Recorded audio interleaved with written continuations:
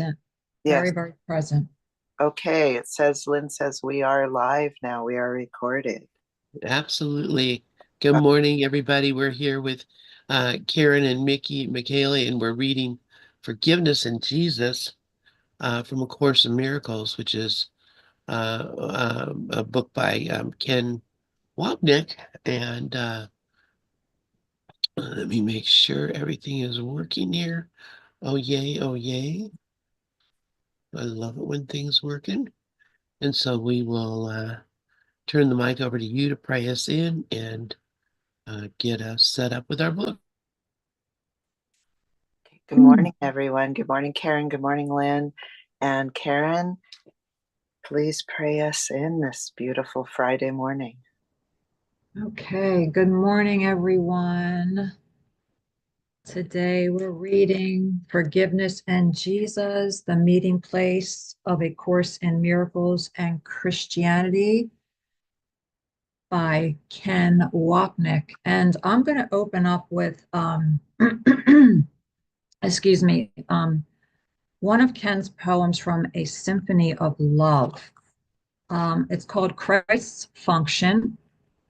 And it kind of really reminds me a little bit of these past few lessons that we've been doing on these review lessons, especially yesterday's and today's.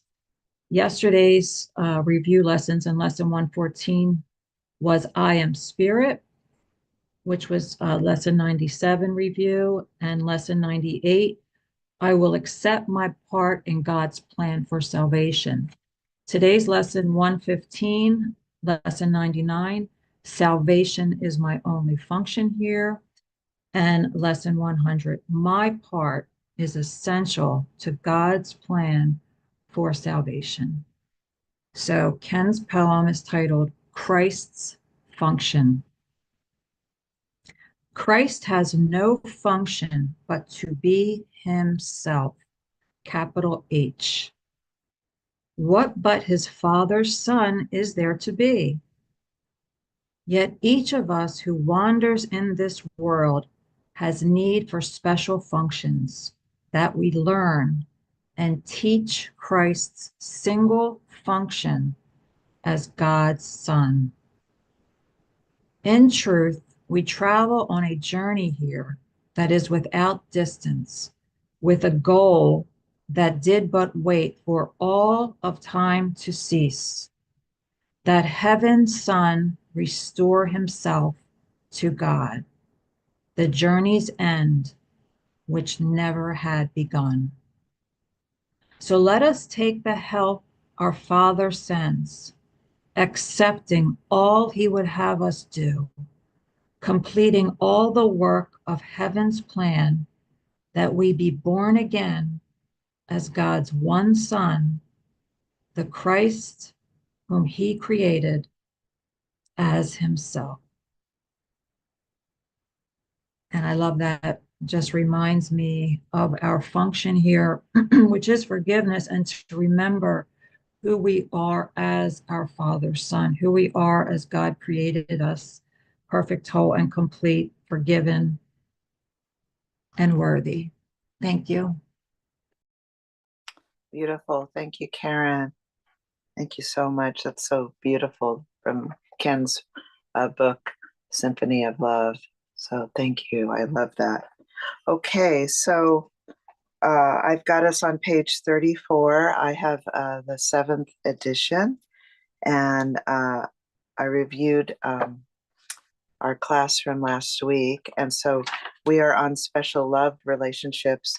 And like I had said earlier, Ken said that this is one of the most difficult relationships, is the special love relationship. So it's very deep, a lot of layers, a lot of hidden guilt. That's kind of what we went over last week, was the hidden guilt, and that you have to look at it and ask for help, and that you are the decision maker. So I'll go ahead and start the reading then. If from the ego's point of view, the value we have given others is the capacity to shield us from our guilt, it becomes imperative for our peace of mind that they continue to fulfill that role. The smallest deviation from the arrangement threatens us with the breakthrough of the terror we have sought to conceal. We must do everything within our power that they return to their original position as protectors of our fear. This is done by the ego's weapon par excellence, manipulation through guilt. We attempt to make our special love partners guilty of no longer caring for us, so they will stop their sinful actions as we have judged them, and once again fulfill their role as saviors from our guilt. It now becomes their fault we feel so bad and stand in terror before this image of ourselves. And so this again is pointing the finger at everybody else or the outside situation or condition. It's the ego not failing to look within, to be the decision maker and choose again. So that's what Ken is talking about here. And the hidden shield is the guilt. So would anyone like to comment on this? I see Karen's hand is up, so please, Karen, go ahead. Yeah. Thank you, Michale. Thanks for, it is definitely the ego failing to look within and the hidden guilt. And what I just want to say here about this is that Ken brings this up so much because he knows that we don't look. And he always goes back to his twofold gold. I exist and it's not my fault. And that is the theme of guilt, of sin, guilt, and fear, of what Ken calls the unholy trinity. So I just think it's very interesting how Ken always goes back to this because, we learn by repetition. And even though we hear it all the time, like I know I need to hear it because I know that I need to be reminded that we do this and we do it unconsciously. A lot of the time, we don't even know we're doing it. So it's something that really is there and needs to be looked at, as you said. So I just thought it was very, very interesting how Ken brings this up quite a lot. Thanks. Thank you. Yes. And also Ken and Jeffrey Seibert, who's doing the classes on Ken's videos right now. He's going through right now too on the Death and Dying series. Talks a lot about the double shield. So you have a double shield, and it's the body, the world, separation, and that sin, guilt, and fear. So yeah, Ken does bring that up a lot because we have to look at it. We have to look at what is hidden there. And like last week, we were talking a lot about that. That's the beauty of how he's baby stepping us into these steps to really look what is hidden. So thank you, Karen, for that. Would anyone else like to comment? No? Okay, then I'll go ahead and read the next paragraph. This is the basis for the jealousy and possessiveness that characterize special love relationships, and the meaning of the well-known saying, quote, "Two's company, three's a crowd," end quote. Since we have placed our hopes for salvation on this one special person, attention devoted elsewhere is taken away from us. If love is shared, we have less of it.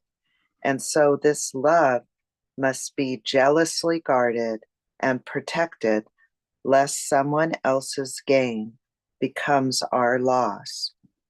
The exclusive nature of special love contrasts with the sharing of real love, which is all inclusive and needs no protection. So Ken here is talking about, which he probably saw a lot in his work as a therapist, jealousy and possessiveness. And that's what happens a lot of times in special love relationships, is where he brought up two's company, the saying three's a crowd. And so, love is all inclusive. It includes, he's always told us, to look at it and to ask, does it include everyone? And so here he's talking about the special love and the jealousy and the possessiveness, and that also goes back to the scarcity principle.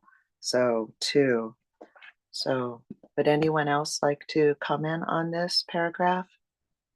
Karen, please go ahead. Yeah, that's as close as we're going to get, I think, to God's love, is that all-inclusive nature that we have no idea. The Course tells us, we're much too confused to know what love is, to know that it's either love or a call for love, basically. And that's how the Holy Spirit sees it. But this is also, yes, I like that you brought up the scarcity principle, and it's also the theme of forgiveness, because we either forgive them entirely or not at all. That is the true forgiveness is all inclusive, and if we're not forgiving everyone, we're not forgiving anyone. And the first person, of course, is always ourselves, but it's all inclusive. We holding that one grudge on that one person is hiding that one spot of darkness, that one spot of guilt that hides the face of Christ. But this is a really good point he's bringing up here, because that one special person, that could be a special love partner, which is romantic or not. It could be a friendship. It could be a family member. It could be wanting to be, the favorite in the family, or being jealous of the favorites. Um, you know, it's so many levels of this. And the correction is accepting the atonement, that you see that we are all the same, and that I love how he wrote here that the exclusive nature of special love contrasts with the sharing of real love, which is all inclusive and needs no protection. So there's nothing to protect, there's nothing to be jealous of, there's nothing to defend, because we are all equal. And if we're seeing someone playing favorites, well, that's just a reflection of how I must be playing favorites. So seeing that is a reflection of what's not healed in my mind.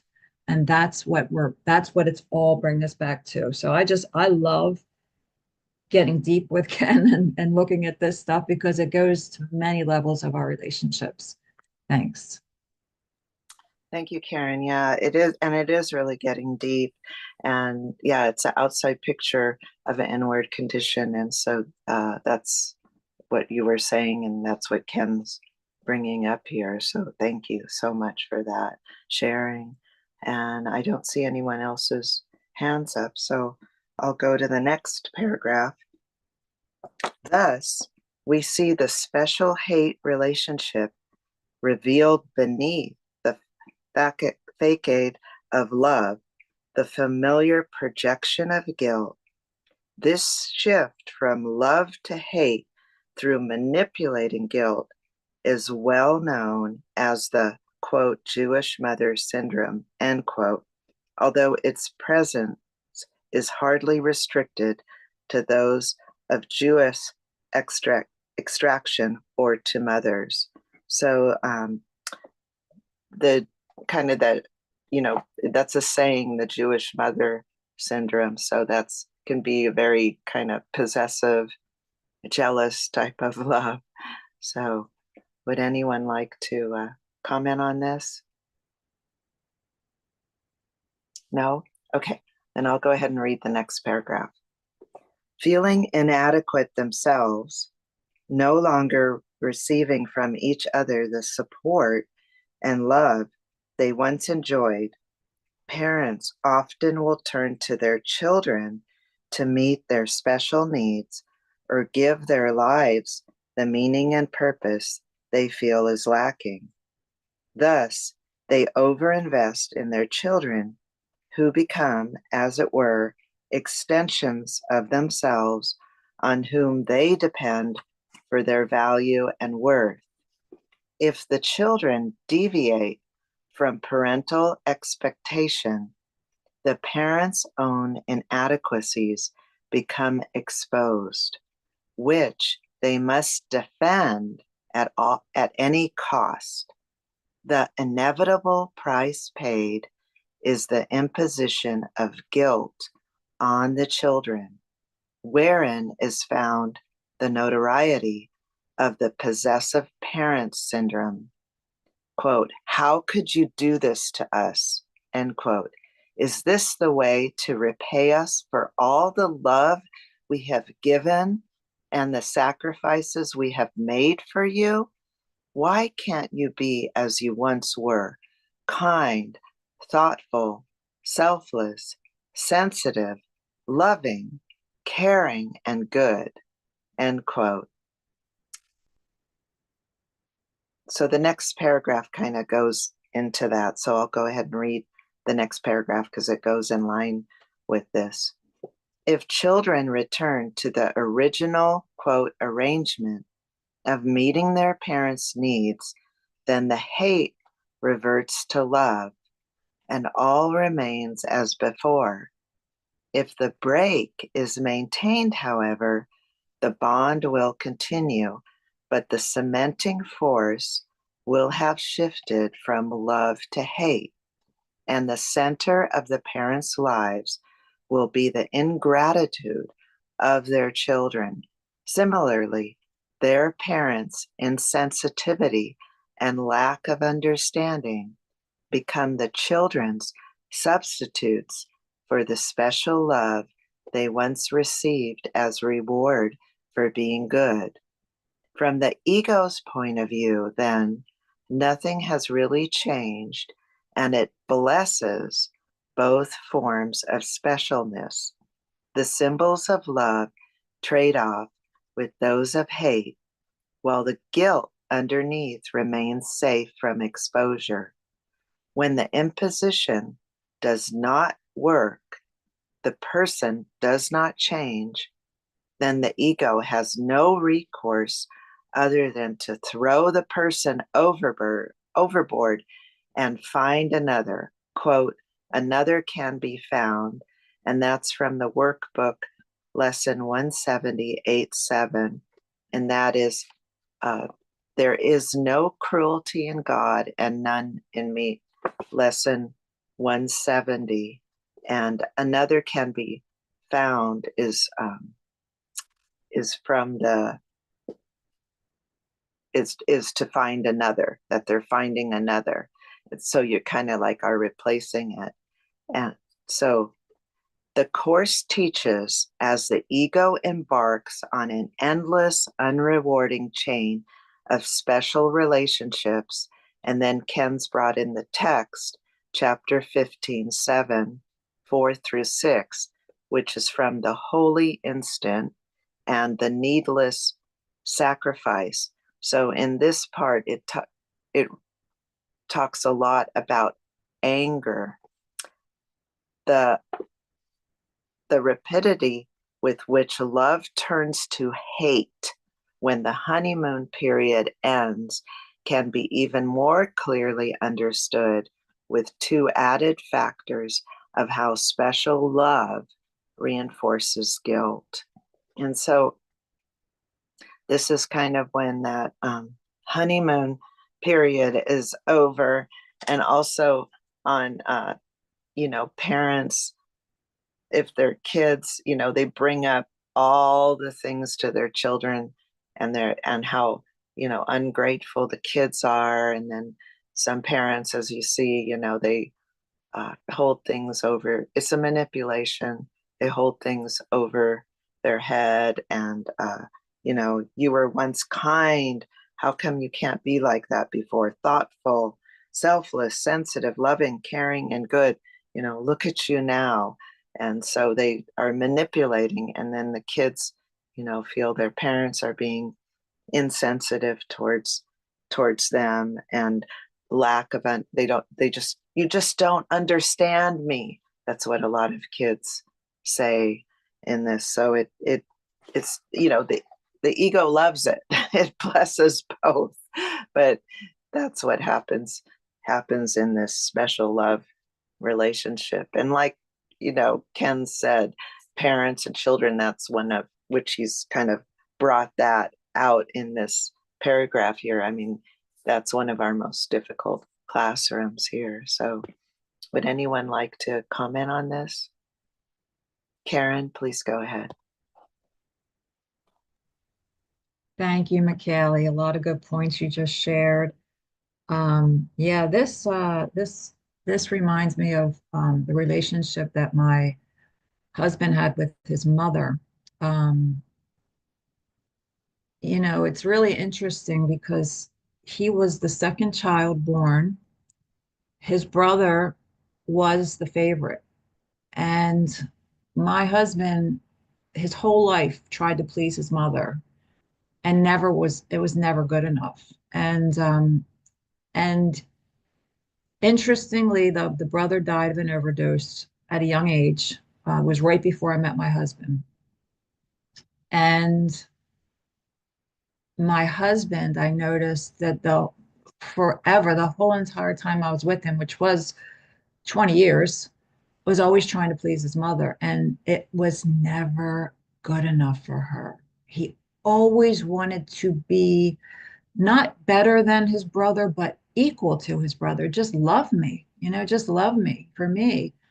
And she also had a lot of money. So she did use that to manipulate and to use him and to hold him and to make him feel guilty when he didn't do things for her. But when he did, they were still never good enough.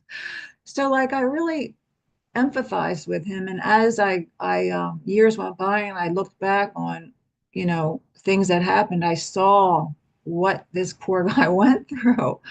And I just loved him all the more. And it just made me really sad for him, that he really tried. He really, really tried. And he ended up committing suicide. And it was a big part of his mother. His relationship with his mother was such a love-hate. He said it was either me or her. I was going to kill her. In a suicide note, he said it was like one or the other, kill or be killed. Literally, he chose to kill himself rather than to kill his mother. And that's what happened in the end. It was just a very, very love to hate relationship. That guilt underneath remains safe from exposure.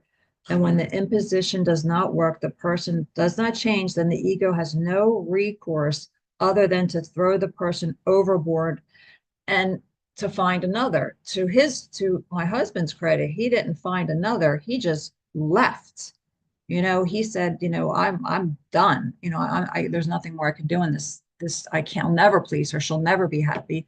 And in the end, I mean, she couldn't anyway because she had Alzheimer's. But it's just so interesting how this can really cause serious damage to children that starts at childhood and then goes into their adulthood if it's not healed. So thanks. Yeah, thank you, Karen. Yeah, I didn't know that about or I hadn't heard that before about your husband's brother passing away from an overdose. So, I mean, that's a lot of tragedy there in that family. So, yeah, and that was really nice that you had that even back then before the course, that you had that compassion, that you were able to have that compassion and that empathy, and to see that about your husband. So that was really beautiful. What a beautiful quality uh, that you had there, and it's developed even more. So yeah, he was blessed to have you, Karen. So that's such a blessing. Thank you for that sharing. I see your hand up again. Please go ahead. Yeah, thank you, Michele, and thank you for saying about the tragedy. That you're right. And interesting. interestingly too, and I never put this together until later, but his uncle committed suicide. His uncle hung himself. So this is interesting, you know, how this pattern in the family, his uncle committed suicide and his mother's mother committed suicide. So I never really, you know, you look at the family dynamic a little bit when you get into a marriage, but you don't realize how deep the family dynamics are and how dysfunctional it is. You don't put it together in the beginning and then it starts to come together. But all this special love, hate really plays a huge role in it. And it's just so interesting to me. So I'm very grateful for the course because I'm very grateful that I'm able to see things in a different light now where there's no blame, there's just compassion and love and just, yeah, you know, thanks. Thank you. Yeah, that's it's a manipulation, and you know, and the ego blesses both. So it's that love hate, and then kind of like how Ken had brought up in the paragraph before, you know, the what they call the Jewish mother syndrome. So that also, you know, manipulation, that jealousy, that possessiveness, and then the children, you know, making your trying to make your children feel guilty. So yeah, and then the children saying, well, you just don't understand me, you know. It's kind of like some people say, you know, like, what planet are you from? You know, there's that saying too, you know, because you just don't understand me. So it's like we're speaking different languages. So it just goes on and on and on. But yeah, I think it, and it does it, and it can repeat in families and that. So it, yeah, it just goes on and on and on. So I don't see any more hands up. Thank you for that sharing, Karen. So I'll go to the reading on the next paragraph then. If the other person's meaning in a special love relationship is to shield us from our guilt, then that person inevitably will become a symbol of this self-hatred. Without this meaning, the ego would have no purpose for the relationship. And so we could not even think of this person without unconsciously associating our own inadequacy, incompleteness, and special need. At the same time, our conscious minds are thanking God for sending us this wonderful gift, which means salvation to us. And we are filled with thoughts of peace, love, and well being when we are with or even think of this special person. Our unconscious minds are silently reminding us of our guilt, which established the need for this relationship. Thus, we see proof of the well-known psychological principle that dependency breeds contempt. I'm going to repeat that again. So, thus, we see proof of the well-known psychological principle that dependency breeds contempt. We end up attacking and hating precisely those on whom we depend for help. For it is turn my page here, it is the contempt we have for ourselves that is called to mind in the other. Furthermore, our need for special love demands we keep constant vigilance lest the other stray from the quote, straight and narrow, end quote, at which point our love, as we have seen, quickly turns to hate. Our quote, beloved, them, then ends up being nothing more than an added reinforcer of our guilt rather than the deliverer from it. This illustrates the important principle stated in the course, quote, all defenses do what they would defend, end quote. And that's from the text, chapter 17, 4, 7 through 1. And that's on the two pictures. And chapter 17 in the text is forgiveness and the holy relationship. So, designed to protect us from our guilt and fear, defenses merely reinforce them, bringing about the very thing the ego tells us it is protecting us from. So, this is really interesting that you commented on that dynamics, Karen, of your beloved ex-husband and his mom, and even the brother, because it's all right here, and how it quickly turns to hate, like you said in his letter. It was either his mom or him. So it turned, dependency, where Ken had brought up dependency brings contempt, which is a well-known psychological principle. So even before the course was taken down by Helen Schuckman, there was dependency breeds contempt. So that, I would say, was the dynamics in that love-hate relationship between your beloved husband, and all the dynamics going on in the brother there. So that's, it's an outside picture of an inner condition. And then Ken brought up chapter 17 in the text, forgiveness and the holy relationship, and then the two pictures under the section of the two pictures there in the text. So that was really beautiful. And I see Lynn's hand is up. So please, Lynn, go ahead. Um, so the dynamic here that we're looking at, why is it that what we fear is what we attract?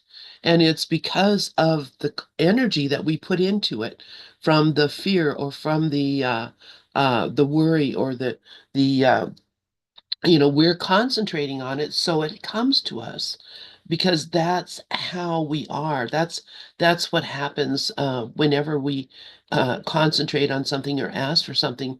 It comes to us. So when I'm concentrating or paying attention to the hatred that I see in other people, guess what I begin to see more and more of? It's because I'm asking for it. It comes to me.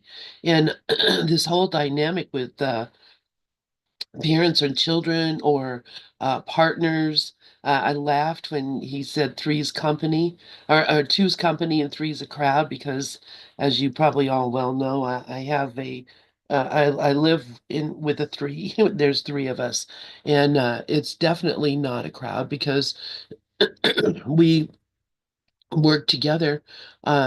We have mutual love and respect, and there's not and it's not a mechanism of defense. It's just, we're friends and we like each other, which is the most genuine kind of relationship that you can have, I believe. But if I start thinking, for instance, I start thinking that my husband is paying more attention to her than to me, which, in the past that has been the case. Now that doesn't even occur to me, because, I could give care less who he pays attention to. I mean, that's how it's moved, is that, I've gotten over that completely. The idea that someone else can take my sunshine away, if you know what I mean. So, but if I uh, thought about something like, oh, he's doing this or that, and he never did that for me, or he never gave that to me, that kind of thing, then that's going to happen over and over. If whatever it is that I call for is going to come to me. So the whole idea of how all defenses do what they would defend, that he mentioned here, yeah, because once I call its name, it comes to me. So as long as I'm figuring out defenses they're going to be, I'm going to be getting, if I defend myself, I'm attacked. It's such a simple concept, but it's so meaningless to most people because it doesn't make any sense. Why would I be attacked if I'm defending myself? Because they don't understand the principle that what I call to me will come to me. That whole divine attraction thing, which actually does work way better and way more than what the law of attraction would have you believe. Because if you look at your life, you're going to see that everything that has come to you because you called for it, you attracted it, and it is here, whether you like it or not. And attraction doesn't discriminate between, is this going to help me or hurt me? Attraction just says, this is what I asked for, this is what I'm going to get. I don't know if that makes any sense, but once it starts making sense, if it doesn't right now, once it starts making sense that whatever I ask for is what I'm getting, whatever I look for is what I'm seeing. It comes down to the fact that I'm the projector of the world that I see, and so I'm gonna project it, and it's gonna come to me. Not as a punishment, not as a gift, not as a, whoa, we won the lottery. It really is just because that's the power of the mind. The mind has that power to create whatever it is or to make whatever it is that it focuses on. So perception has a focus. I mean, seriously, we have to pay attention to what we focus on and what we're looking for. And so what we're looking for in relationships, if we're looking for the for uh self ingratiation or whatever it is, we're going to get it in all hues, in all in every way that possible, because that's how we see things, that's how we get things, and some of it we may like, and others of it we may not like. But the fact is, if I ask for it, I'm going to get it. Anyway, thanks for letting me share. Thank you, Lynn. Thank you so much for that. I, well, I don't know if I could do Three's Company, so I don't know if I'm there yet. So congratulations, that's wonderful. You've gone past the jealousy and the possessiveness and the Jewish mother syndrome. So I congratulate you for that, my sweet sister. Okay, Karen, please go ahead. Thanks, Michale. Thank you, Lynn. That was an amazing, amazing share. And you said so many great things. And everything you said, I agree with. Like if I see it in other people, it comes to me, and I love if I defend myself, I am attacked. And that's why I love the characteristic of defenselessness. In my defenselessness, my safety lies. But what you shared reminded me of responsibility for sight. I am responsible for what I see. I choose the feelings I experience, and I decide upon the goal I would achieve. And everything that seems to happen to me, I ask for and receive as I have asked. And that's exactly what you were saying. And defenses reinforce what we are defending against, exactly what you said. The purpose is to protect us from what we're afraid of. That's the purpose. But love needs no defense. Fear needs defense. Guilt needs defense. It's all made up. And I notice for me, like I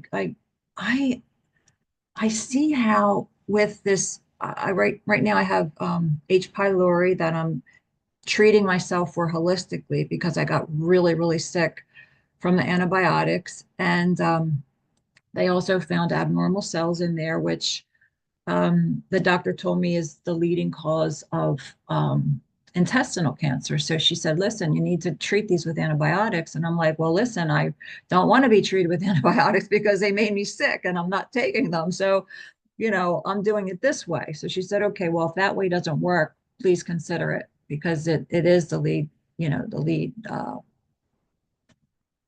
whatever. I said, okay, I will think about it. So what I noticed is that I actually created what I defended against because I am constantly washing my hands. I am constantly being the one who is like germophobic, and look what I attracted.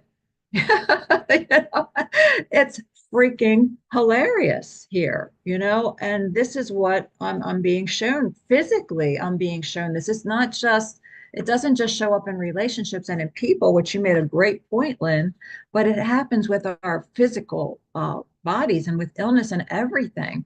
So I created what I defended against. And I also love what Michale shared on the dependency, because dependency breeds contempt. And I'm going to read what Dove wrote in the chat. Dependency breeds guilt. We wind up attacking what feeds. And then he said, animals do not share this ill behavior, which I find extremely interesting. Animals do not share this ill behavior.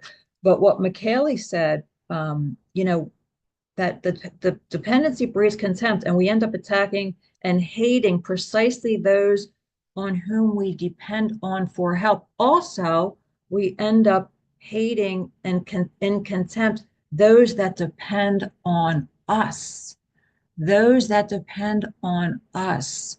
So that's also something to look at. And the key to that, the healing that comes in with that, is to recognize real love, which is all inclusive, needs no protection, number one, but number two, to communicate in how we're feeling in these relationships and let the person know, I'm feeling overwhelmed right now.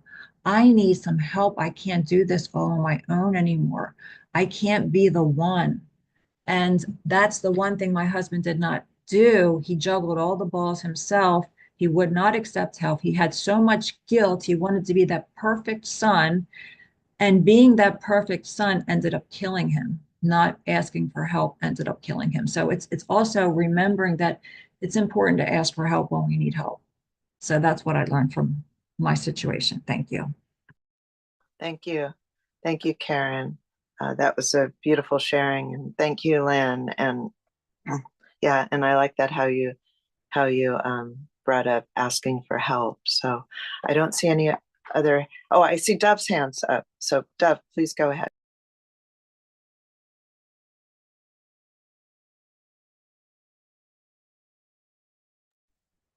Dove, your hand's up. You're muted, Dove.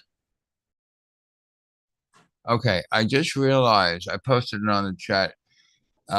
It comes from their fear that the supply will end. In other words, they know it can't last forever. So they're always in fear of when you're going to stop giving. And they're already prepared with all kinds of remarks saying, you're a liar. You really don't love me. So those are all attacks. Yes, as Karen says, they're afraid of going back to scare city. And so they already have their defenses all planned because they know it can't last forever. We all know it just can't last forever. I do have a lot of personal experience in this because some of I do contribute to the welfare of a number of people in the Philippines, and at some point I got to say no more, and it always kind of winds up with what I just shared. The It's not a loving end. I can say that it's never a loving end, and it's up to me to recognize that I'm the cause of it rather than at the effect of it. And I have been doing that lately. If I'm at the effect of it, I'm defending myself. And if I'm defending myself, I'm attacking myself. And that thing that we spoke about twice yesterday, in the morning and in the evening, this autoimmune disease thing, is really exactly how the ego controls. Yeah, this autoimmune disease thing where you're attacking yourself. Of course, you get that in lesson 135. If I defend myself, I'm attacking myself. And I always say it's what Ken Wapnick calls the atonement lesson. And I always said for years and years, I don't know why he calls it the atonement lesson. I'm beginning to understand why. Thanks. Beautiful sharing. Thank you. Thank you, Dove. And thank you, Karen and Dove, both for bringing up the scarcity principle in that, it's kind of that, it's kind of never ending. Karen, please go ahead. I see your hand up. Yeah, the scarcity principle is the underlying factor in all special relationships because I think I'm lacking something and I need you to fill it. That's the core of the special relationship. And in the Song of Prayer, we're told, in the ladder of prayer, we're told that without guilt, there is no scarcity. The sinless have no needs. So the special relationship has needs. We have needs. And he keeps talking about these special needs. But without guilt, the guiltless mind cannot suffer. The guiltless mind does not have any needs. We already know that having and being are the same. So this goes right back to there's one problem and there's one answer. It's accepting the atonement for myself, recognizing that there is no lack. I am healed, whole. And when I accept the atonement for myself, so is everybody else. So it's really that forgiveness, the forgiveness, which is the only meaningful prayer here, going back to that always and only because of myself, I will have special needs. Of myself, I will have special needs. Thanks. Thank you, Karen. Thank you all for your sharing. That was wonderful. I don't see any more hands up, so I'll go ahead and read the next paragraph. Finally, there is perhaps the most basic source of guilt in those special relationships, using others to meet our own needs. The ego is totally indiscriminate and brutally insensitive to the welfare of those it uses to serve its purposes. From the view of the ego, our only interest in people is how they fulfill its hidden purpose of perpetuating guilt through projection. Our interest and involvement with others is not due to genuine concern for them as people, attracted by the light of heaven that shines from them, but rather to their special qualities which match up with our own special needs. Once these qualities are gone, and we have found, in Hamlet's phrase, quote, metal more attractive, end quote, we throw them overboard and move on to greener pastures. This misuse of others as instruments implied to meet our own needs cannot but increase our guilt, impelling us still further to, quote, protect, end quote, ourselves through additional special relationships. That is why the Course would describe the special relationship as the home of guilt.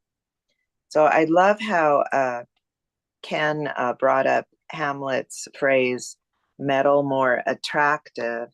And that's from Act 3 and Scene 2 of Hamlet refuses his mother's invitation to sit by her to watch.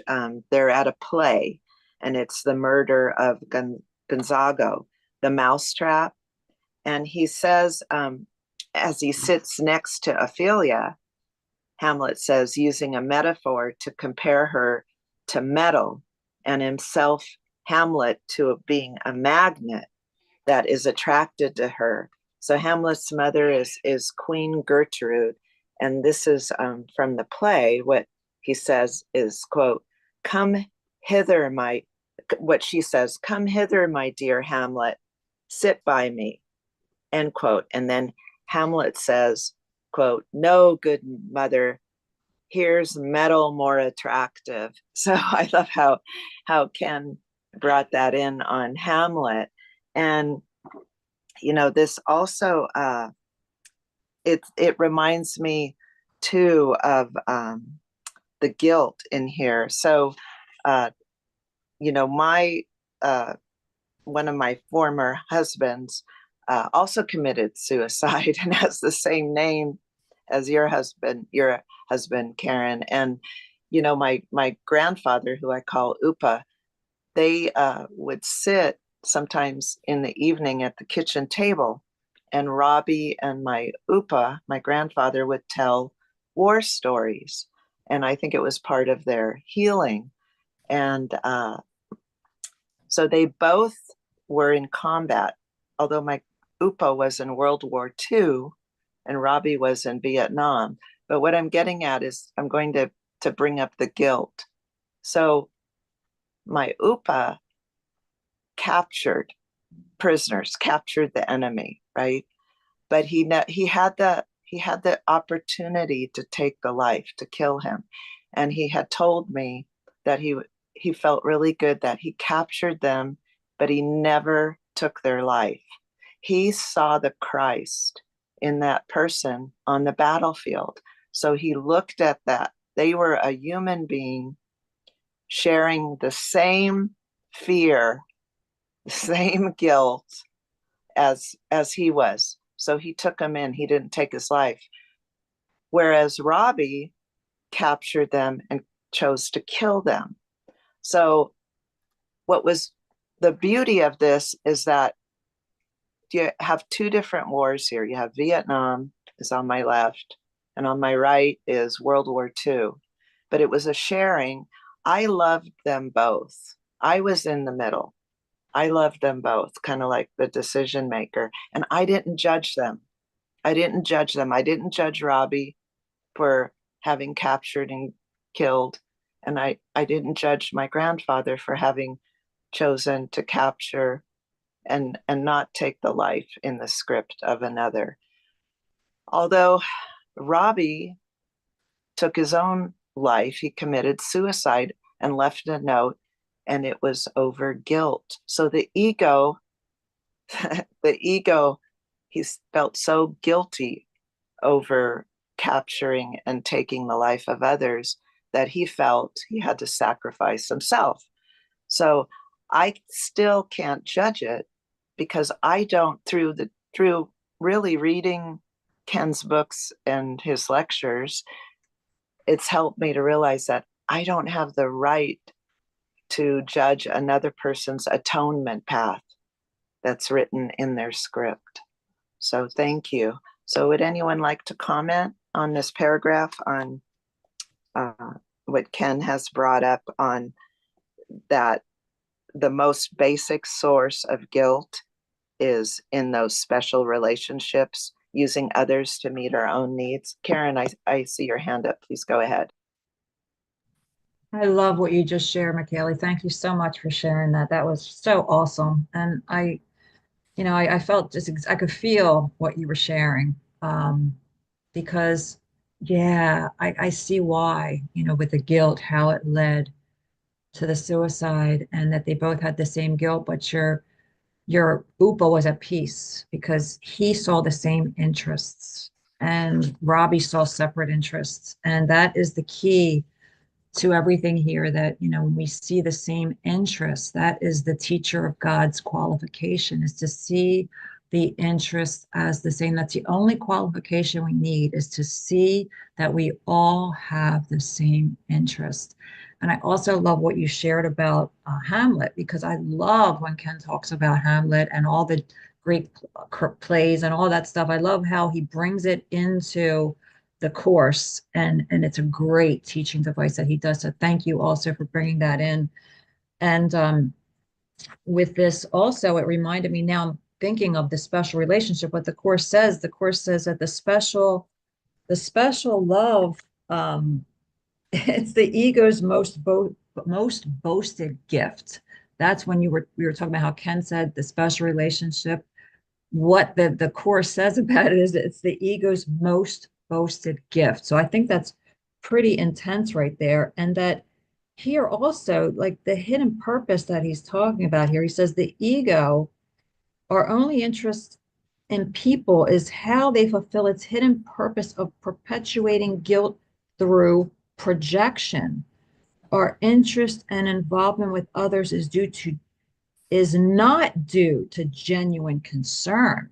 It's due, we want that the special qualities that match up with our own special needs. So what can we get? That's what the ego wants. It's giving to get. It's the law of the ego. It's the ego's belief in scarcity. And he talks about that throughout the course. But the ego, it's that's it. That's how the ego convinces itself it's real. That's what the course says. The course says that the ego's belief in scarcity, that's what gave rise to it.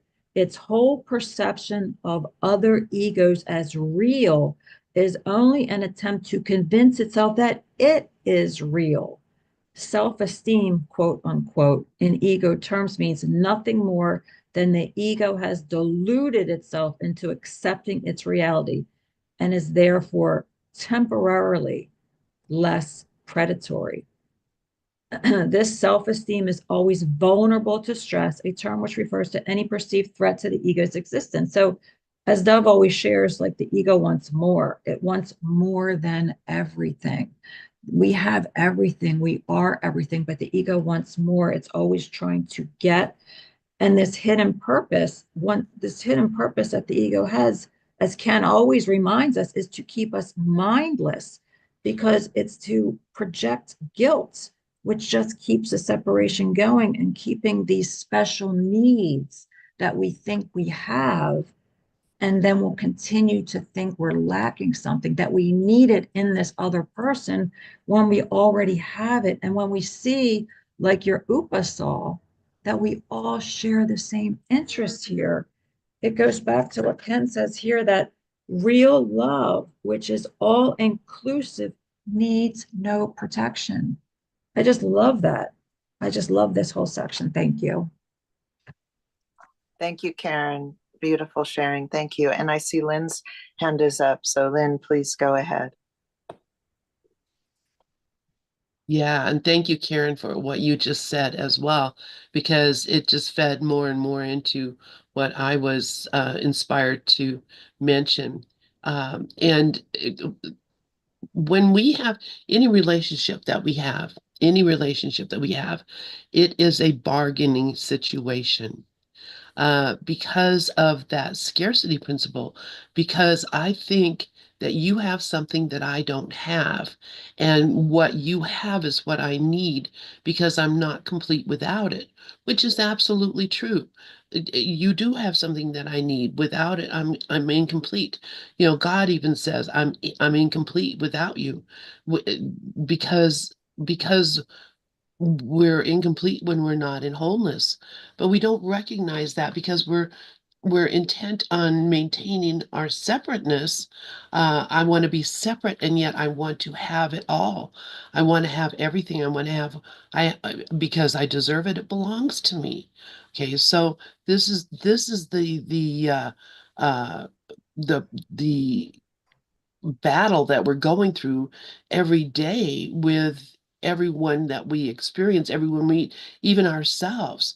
And I see myself, oh my God, I see the scarcity, I must say scarcity principle to myself 50 times a day because of just little things that I do or think that remind me that I'm trying to make uh,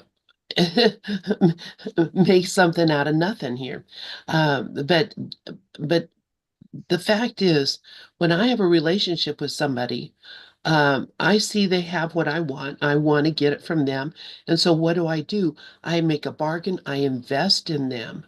And I invest in them. I invest my time. I invest my energy. I invest my love, my all these things that I have that I think are valuable. I invest them in you. And what do we expect when we invest? When the whole idea of investment is, I give and you give back, but what I give, you give back even more because we want a bigger return on our investment. The entire intent is to eventually take it all. The entire intent of the ego is to eventually take it all. So, my intention is not to let us all share all of this beauty, excellent, whatever it is. My intent is to actually kill you and take yours. This is, I mean, you read the Bible. People say, "Oh, I read the Bible from, cover to cover." You did, and you were not amazed by the conflict that that it set up in your mind, thinking that, yes, it's a story over and over and over and over of, stolen birthrights, stolen land, stolen wives, stolen, I mean, the whole it's just crazy. But why is it? And if you don't hold up your end of the bargain, when we have made this bargain and I'm expecting a higher return on my investment and you don't hold up your end of it, then I'm going to become disappointed and upset, angry with you, and I'm going to try to extract what I want from you with whatever means that I can, whether that's, guilt or anger or fear or love. Ooh, let me just cuddle up to you and then you'll give me what I want. We manipulate each other in order to try to get what it is that we think we need that they have. And so the scarcity principle, uh, I'm glad you mentioned it. It is the hinge point on all of this. It's the hinge point of all of this. You have something, I don't have it. I want it. Give it to me. And if I take it away from you without, some kind of a bargain going on, I'm going to feel guilty. If I take it away from you, if I invest in you and I get a higher return on my investment, I'm going to feel guilty. I'm going to feel guilty because I know in reality that nothing belongs to any of us. It belongs to all of us. It is our shared inheritance. And so what I'm doing is I'm trying to snick your piece of the pie. I'm trying to get your piece of the cake. I'm gonna, and then I'm gonna feel guilty because you're sitting over there with crumbs and I've had, two pieces of cake. That it just it goes around and around and around and around. And so, this is why the first lesson of the Holy Spirit, to have, give all to all, is the most important one. Because once I recognize that to have, give all to all really means that I can't have it unless I give it away. And and when I give it away, it's proof that I have it. I'm sticking over here in my little, sin, guilt, and fear place, you know, plotting ways to steal it, what you got from you. It's just, anyway, I know I've said enough about that, but it's something to look at when we look at the world, what's happening in the world, what's happening in our lives, what's happening with parents and children, what's happening. I mean, it's look at the bargains that are being made, look at the investments that are being made, and look at the expected return on investment that we're looking for, and recognize that it's all because I think I don't have, and I think, that I'm not going to get. and I completely forget that it all belongs to me. And the only way that I can have it is if I share it. Anyway, thanks for letting me share, and I will turn back the mic. And oh, we're past our time. Thank you. But I'm sure Carrie doesn't care. If you want to go ahead and oh, let's see. Carrie's saying there is no sound on Pal Talk. Okay, I will let you have the mic back and close. Okay, thank you, Lynn. Thank you for your sharing. I'm just going to read in the chat because we're over the hour by 6 minutes. So I'm going to read in the chat, and then I'll read a poem from Helen Schuckman on the gifts of God. So Karen wrote, "Trust would settle every problem now. Trust, Holy Spirit, of myself, I know nothing." And then Dove wrote, "The tipping point from wanting to lacking, quote, scarcity principle." And then Karen wrote, "To give and to receive are one in truth." And that's from the workbook lesson 108. And Karen wrote, "Without guilt, there is no scarcity, A Course in Miracles." So beautiful sharing this morning. Thank you all. And I'm going to end it here.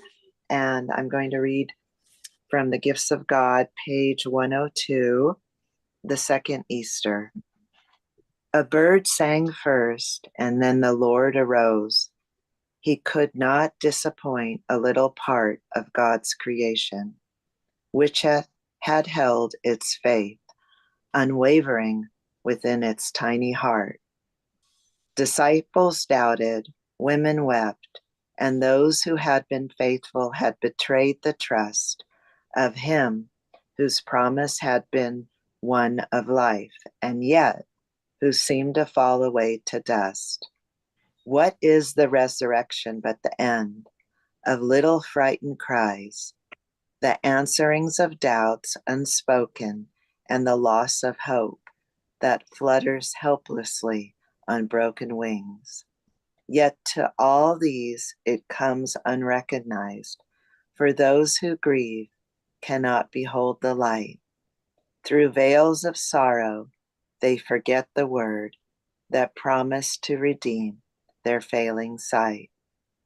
Where there is faith, the resurrection comes in full awareness, blazing like the sun that shines past darkness as a voice calls out, quote, "It is not over, it has just begun," end quote. A song of faith, and then the Lord of life comes forth in gratitude for trust held fast by those who still remembered that he said, quote, "I will return," end quote, and he has come at last. The second Easter, page 102, Gifts of God, The Gifts of God, Helen Schuckman. Thank you.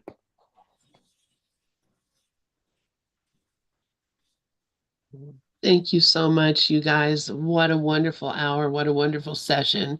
And I'm just so grateful for being here with y'all and having this opportunity. I'm going to go ahead and end the YouTube.